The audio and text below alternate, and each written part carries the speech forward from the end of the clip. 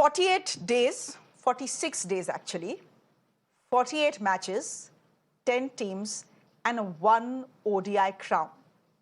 The wait is over. The dates have been announced.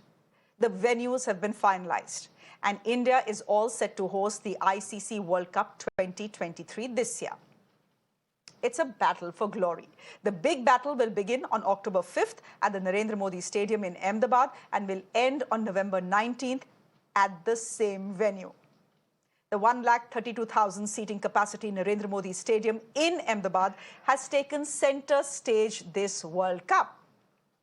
The world's largest cricket stadium will host 4 marquee games of this World Cup. The tournament opener, England versus Australia, the big one, India versus Pakistan, and the grand finale as well. Now, a total of 10 venues have been selected to host matches for this historic event. Apart from Ahmedabad, 9 other cities will host matches. They are Bangalore, Chennai, Delhi, Hyderabad, Lucknow, Dharamshala, Pune, Mumbai, and Kolkata as well. Mumbai and Kolkata will host the semi-finals on November 15th and 16th respectively.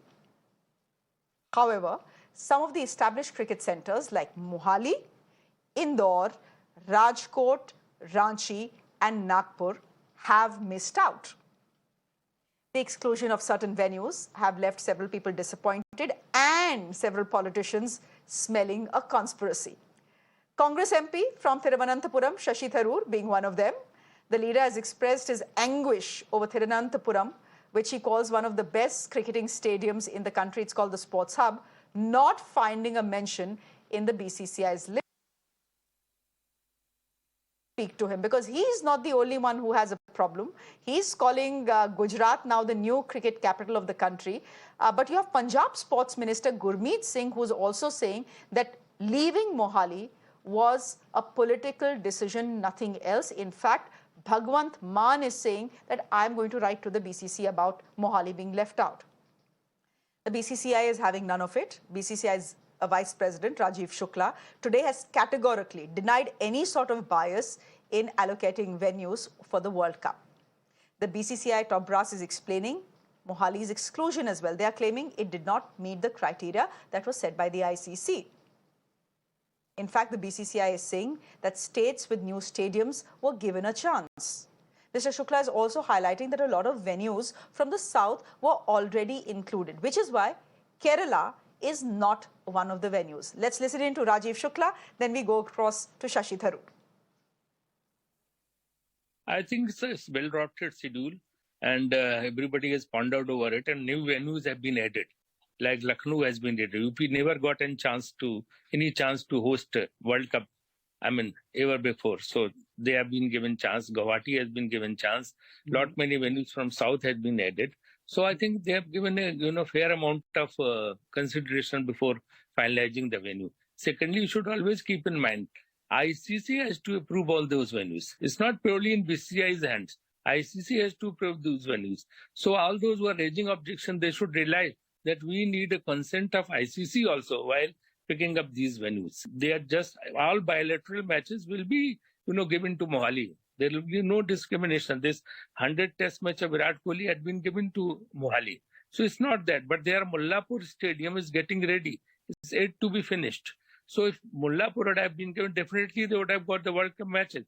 But this Mohali was not, meeting the standard fixed by ICC. That's why it has been denied. The BCCI is finding some backing in the form of former board president and one of India's most celebrated cricketers and captains, Sourav Ganguly. Dada is saying that the selection of the venues has been absolutely fabulous and that the BCCI will make it a tournament to remember for the world. Now, the ICC World Cup is returning to India after a 12-year period. It's a momentous occasion for every cricket-loving citizen in this country. But all the controversy before the curtains are down is a sight no cricket fan wants to see, but well, a little controversy is great for television debates, isn't it? Let me go across to Shashi Tharoor, who's joining us on the broadcast. Mr. Tharoor, can I ask you, why are you upset with the World Cup venues list? Well, look, there are 45 matches and they've just been confined to 10 places in our vast country. And I just think with the clout that the BCCI wields in the ICC, they should have arranged for more cities to be included in the list. So we don't have a situation where some places have 5 matches, 4 or 5 cities have 5 matches, and some places have none at all. I speak, of course, as Member of Parliament for Thiruvananthapuram, which has an international stadium of the highest quality, which has been praised by everyone who's played there, and indeed, which has now been selected for one of the warm-up matches. So I'm pleased about that. But the fact is that Thiruvananthapuram is not the only city that's feeling hard done by. Mohali feels badly done by, Ranchi feels badly done by, and you could argue the same about Guwahati, Kazakh, and so on. I mean, the whole idea of the BCCI used to be to bring the game to as many corners of the country as possible. To spread the joy of the World Cup would have been, I think, in their interest, as well as in the interest of the game and of cricket lovers everywhere. So essentially, Mr. Tharoor, are you saying that the venue pick was purely political and nothing else? There's always a certain amount of politics, not so much in the party sense, but rather the who wields the greatest influence in the BCCI. I mean, it can't just be by accident that Ahmedabad has the first match and the last match, the opener and the final, and the 2 marquee games of the tournament, India versus Pakistan and England versus Australia. And you're not going to persuade me that was done by drawing of lots or by sheer coincidence. It's because of the influence that's now being wielded by Ahmedabad, and more power to them. It's entirely fair to say that when Jagmohan Dalmia Saab was very powerful, Calcutta got the 87 final. When Sharad Pawar Saab was more powerful, Mumbai got the 2011 final. I mean, that's the way politics is in our country, and cricket administration is no exception.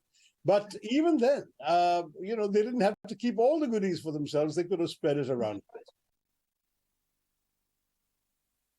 Now, of course, the BCCI has had a comeback to your tweet. They are saying that Thiruvananthapuram, your constituency, the stadium there called the Sports Hub, is in a bit of a legal mess. And it's not maintained well either because of that legal mess. The company that constructed it has gone bankrupt. In fact, last year there were some matches that had to be cancelled. The Sports Hub doesn't come under the KCA. That's the Kerala Cricket Association. So how can we hold a match there? And for Mohali, they are saying that Mohali is simply not ready to hold an international match. So how can you hold an international match in a stadium which is not well maintained or well equipped or undergoing renovations? It will be an international embarrassment if you do. Look, I'm prepared to accept that, if they were trying to work within a limit of 10 cities, that they had to make some choices, and these cities got left out for those reasons. I might add, speaking as MP for Thiruvananthapuram, that it certainly was remediable. In fact, we have played ODIs and T20s internationally in Thiruvananthapuram. The stadium was taken over a couple of weeks before the match by the KCA, and they fixed it to everyone's satisfaction. Indeed, everyone who's come and played there has usually had nothing but praise for Thiruvananthapuram. So the mere fact that there is a legal limbo because the people who control it have gone bankrupt is completely academic, because lots of events, the national games took place there, for God's sake. Lots of events have taken place in the Thiruvananthapuram Sports Hub Stadium, and this could have easily been taken over. Indeed, the warm-up games that are going to take place in that stadium also require decent stadium facilities. So obviously it was good enough for that. It could have been good enough for a game as well. I'm not sure I buy the excuses. I think the problem is that we didn't use our clout enough, Shreya. I remember the late Arun Jaitley telling me that India's influence in the ICC is only analogous to the US's influence on the UN Security Council. I was in the UN in those days when he told me that. If we have that kind of clout, we could have easily told the ICC, look, we're a very big country, we're promoting the sport everywhere. We need 13 venues or 14 venues and not just 10. And I don't think anybody would have stood in our way. I think that's the real failure of the BCCI, and everything else is post facto excuses. Well, the BCCI is arguing that they did just that it is because they pushed with the ICC that they got the 10 venues. Otherwise, it is 6 or 7 usually, for a host country, any country that is hosting the World Cup. Now, the point is, Mr. Tharoor, there are 23 BCCI authorized stadiums. Some will be left out. What can you do? You cannot please 1.4 billion people in this country, as much as the BCCI would like to spread joy everywhere.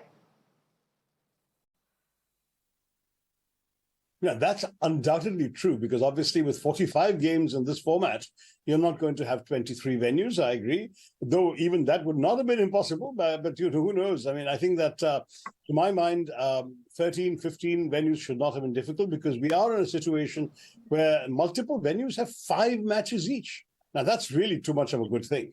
Much so I'm, happy for them. I just think that that happiness could have been shared with a few others as well.